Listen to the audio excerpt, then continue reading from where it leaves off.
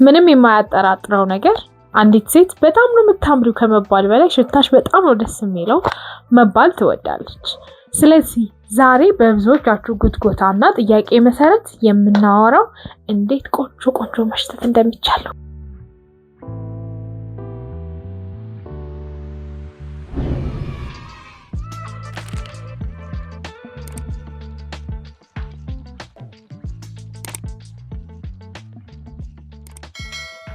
ኬክ ብሉኝ የሚባለው ብሉኝ ትሬንድ ተጀምሯል። ታውቃላችሁ ቲክታክ ላይ ብሉኝ ማለት ትፈልጋላችሁ መባል ተጀምሯልና how to smell good የሚለውን ነው የምናየው።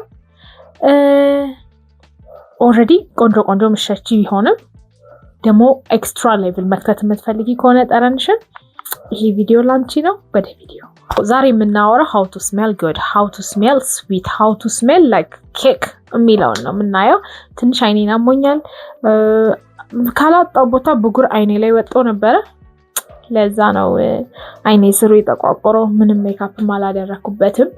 አንደርስታንድ እንድታደርጉ ብዬ ነው ቀድሜ የነገርኳችሁ ቲክታክ ላይ ማለት ነው። በዚህ ጉዳይ ላይ how to smell good የሚለውን ቪዲዮ ሰርቼ በጣም ነበር ቫይራል የነበረው።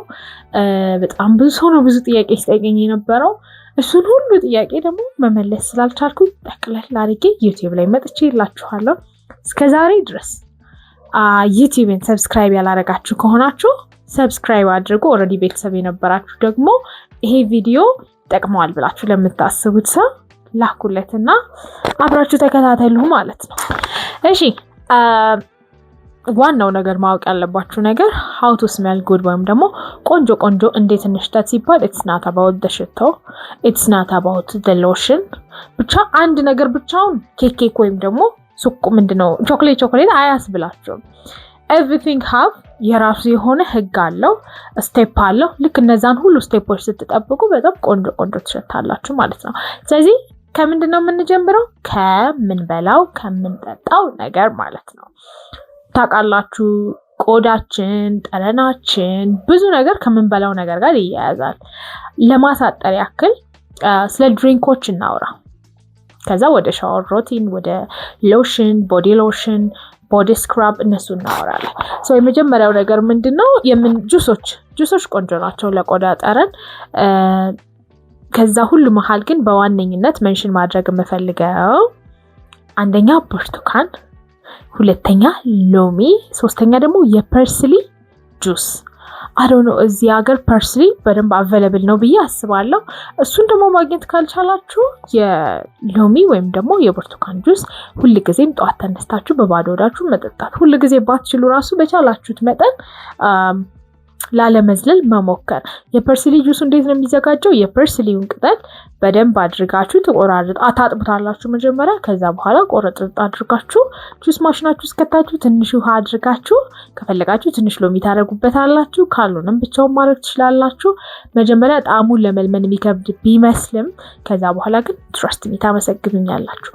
ፐርስሊ ማግኘት የማንችል ሰዎች እድል ካላችሁ ደግሞ ሎሚ በጣም በቀላሉ ማግኘት ትችላላችሁ። ብርቱካን በጣም በቀላሉ ማግኘት ትችላላችሁ። ከየሚላችሁ ውስጥ በቃ ለምሳሌ ጠዋት ሎሚ መጠጣት አንድ ነገር ነው። የሎሚ ጭማቂ ማለት ነው። እሱ እንዴት እንደሚዘጋጅ መቼም አልነግራችሁም። ግን ከየሚላችሁ ውስጥ ብርቱካን አይጥፋ። እነኚህ ምንድነው ጁስ ሲሆኑ እንደዚህ የሚጨመቁ ጁሶች የሉ። ለምሳሌ አናናስም ያው ታውቃላችሁ በጣም ቆንጆ ነው። እንደዚህ አይነት ፍሩቶች ለቆዳ ጠረን፣ ለቆዳ ውበት ራሱ በጣም ቫልዩ አላቸው። ስለዚህ የመጀመሪያው ነገር ከምንበላው ነገር መጠበቅ፣ ከምንጠጣው ነገር መጠበቅ ነው ማለት ነው። ሁለተኛው እንግዲህ ወደ ሻወር ሩቲን ነው የምንገባው። ሻወር ሩቲን እኔ ሻወር ሩቲን ብቻ ብዬ ቪዲዮ ሰራላችኋለሁ እንጂ እንደው ሻወር ቤት ውስጥ 2 ሰዓት ፍጁ አይደለም። ግን ቢያንስ በ15 ቀን አንዴ በጣም ከበዛ ከተባለ ምንድነው አነሰ ነው በዛ የሚባለው፣ በዛ ከተባለ ከ15 ቀን በላይ አትውሰዱ። ገላችሁን ለመታጠብ አይደለም ያልኩት፣ ልብ በሉ። ገላችሁን ታጠቡ፣ ሻወር ሩቲናችሁን ኤክስትራ ለማድረግ ሰልፍ ኬር ዳያችሁን ማለት ነው። ሻወር በስንት ጊዜ እንውሰድ? ማያጠያይቅ ነገር በየቀኑ በጣም እንደው የህይወት የስራ ሁኔታ ካላስቸገራችሁ በስተቀር I am talking for ሴቶች በየቀኑ ታጠቡ። trust me። ለጤናችሁ ለጠረናችሁ በጣም ቫልዩ አለው። በጣም በዛ ከተባለ 2 ቀን 3 ቀን I think yeah. So ሻወር ስናደርግ ብዙ ሰው የሚሳሳታቸውን ስህተቶች ደግሞ ሜንሽን ላድርግላችሁ። የመጀመሪያው ለገላ ተብለው ባልተሰሩ ሳሙናዎች መታጠብ። ውስጣቸው ያለው ዲተርጀንት ቆዳችሁን በጣም ነው የሚጎዳው። ሻወር ጄሎች የምትጠቀሙ ከሆነ ፕሪፈረብል ነው። ሻወር ጄል ደግሞ አቬለብል ማይሆንላችሁ ከሆነ ሳሙና ከሳሙና መመክረው ዶቭን ነው። ዶቭ ለሴንሲቲቭ ስኪንም አለ ለፕራይቬት ኤሪያችሁም ጉዳት አይኖረውም። ዶቭን ብትጠቀሙ ቆንጆ ነው።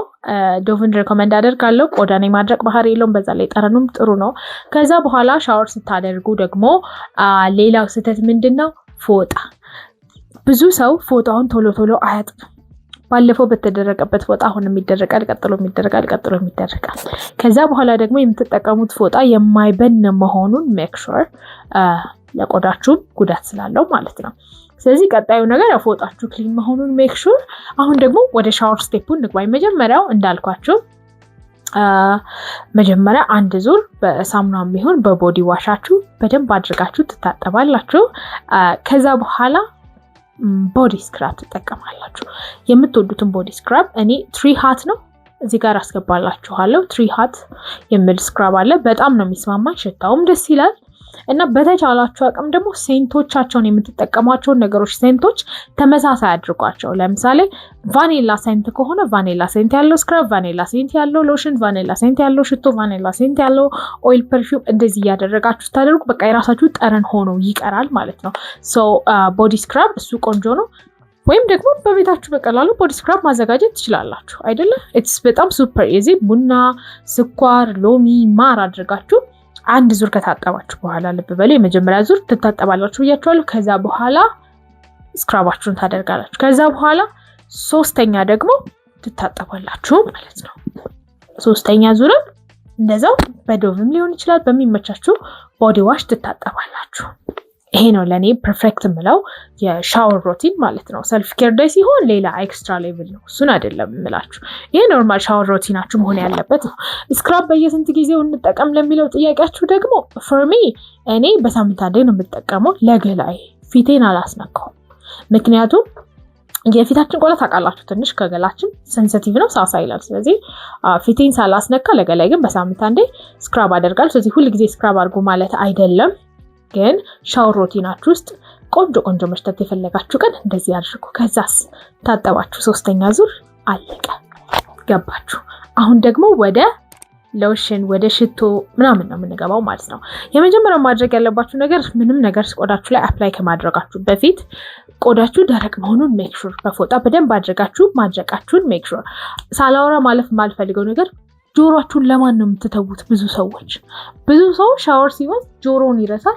ከጆሮ በላይ ደግሞ እዚህ ጋር ያለውን ቦታ ይረሳል ማለት ነው። ስለዚህ ሜክ ሹር ሁሉም ቦታ በደንብ አግኝታችሁት እንደታጠባችሁ።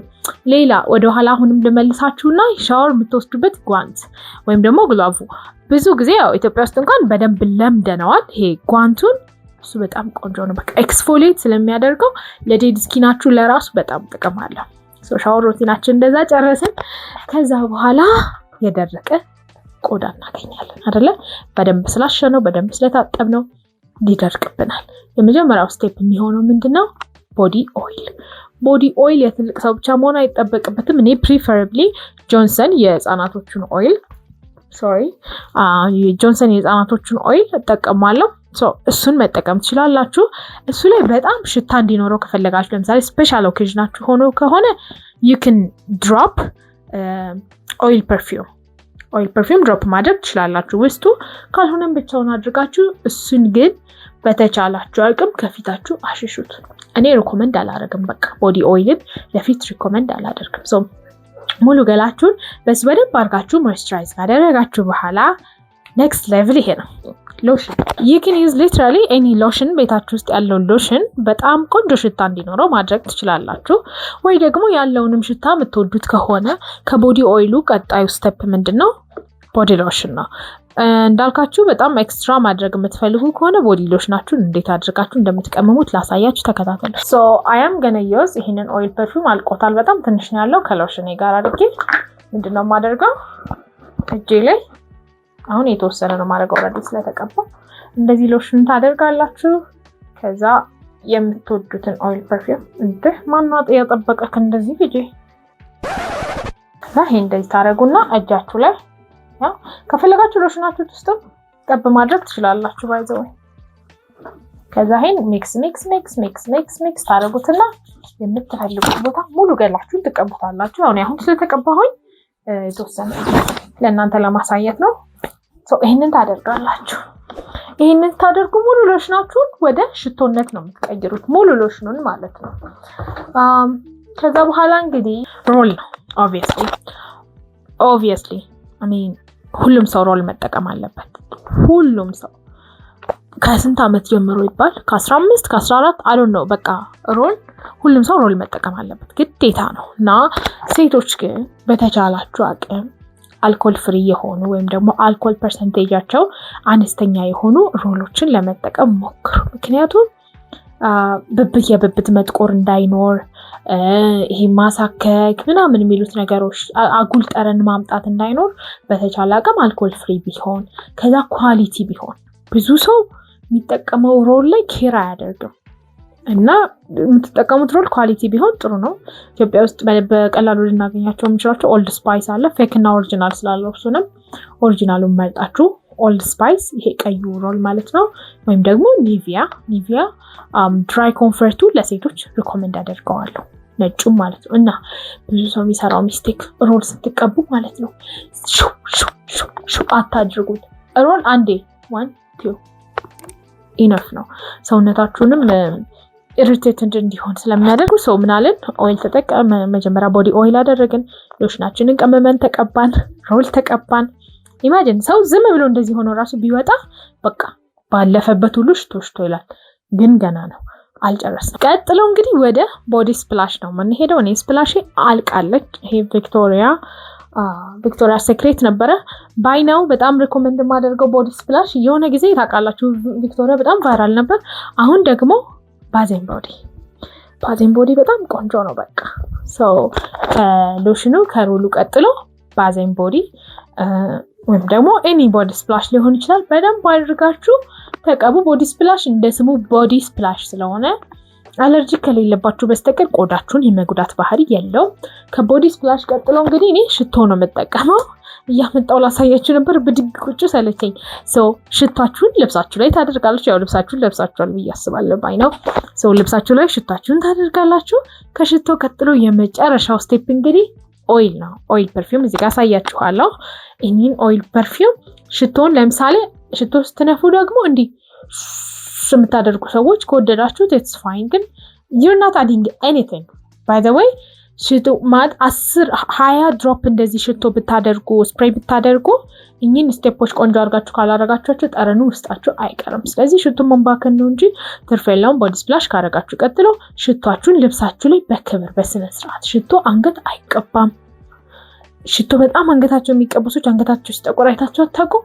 እኛ ራሱ እንዲሁ ስፕላሹን የምንለቀለቀው ራሱ በስክራብ ምናምን እያደረግን ነው የምናስተካክለው። ምክንያቱም ሽቶ is more about alcohol። ስለዚህ አልኮሆል ደግሞ ቆዳችሁን በየቀኑ ባረጋችሁበት ቁጥር ጉዳት ይኖረዋል። ስለዚህ ሽቶ ስትቀቡ ልብሳችሁ ላይ ብቻ ቆንጆዬ ሽቶ ስፕሬይ። ከዛ ከሽቶአችሁ ጋር የሚመሳሰል ቢሆን ይመረጣል። ባይሆንም it's fine። ኦይል ፐርፊውም መሸጥ ራሱ የጀመርኩት ለራሴ ኦይል ፐርፊውምን ወድጄው በጣም ከመግዛቴ አገር ውስጥ አላገኘውም ምናምን ሰው በዛ ተነሳስቼ ነው ኦይል ፐርፊውም መሸጥ የጀመርኩት። መጨረሻ ላይ ሁሉንም ነገር ከጨረሳችሁ በኋላ ኦይል ፐርፊውማችሁን እዚች ጋር ቀባት።